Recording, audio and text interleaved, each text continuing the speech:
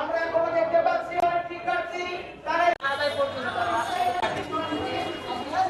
নিরসন করতে হবে, নিরসন করতে হবে। সংস্কার চালো রে চালো, আগুন ঢালো। সংস্কার সংস্কার, তোমার আমার অধিকার, তোমার আমার অধিকার।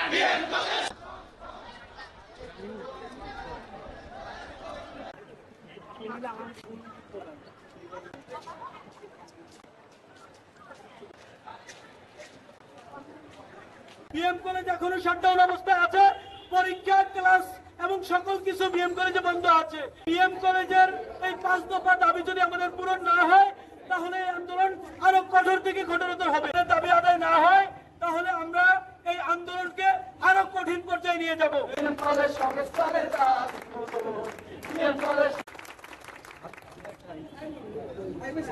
আমাদের গত বুধবার থেকে এই আন্দোলনের কার্যক্রম শুরু হয়েছে। আমাদের কলেজে যে 5 দফা দাবি নিয়ে আমরা এই আন্দোলন শুরু করেছিলাম।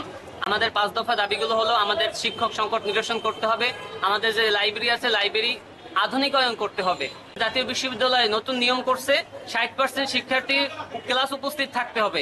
তো আমাদের যদি ছাত্রাবাস না থাকে তাহলে আমরা কিভাবে এই উপস্থিত থাকবো? দাবিগুলোর যদি আদায়ের আশ্বাস না পাই তাহলে আমরা ঘোষণা করতেছি বিএম কলেজ আন্দোলন শিক্ষার্থীদের পক্ষ থেকে আমরা নথুল্লাবাদে আমরণ অন্বেষণের চিন্তা ভাবনা করব এবং বরিশাল থেকে যে 6টি জেলায় বিভিন্ন যোগাযোগ বাস চলাচল সহ বিভিন্ন যোগাযোগ আমরা সেই যোগাযোগগুলো বিচ্ছিন্ন করে যে জায়গাগুলোতে যতজন টিচার থাকা দরকার পরিপূর্ণ টিচার আমরা চাই। আর আজকের আমাদের আন্দোলনের বিষয় হচ্ছে, আজকে আমরা বিএম কলেজে 0 পয়েন্ট থেকে সকলে সমবেত হয়ে আমরা আসলে বিক্ষোভ মিছিল করি।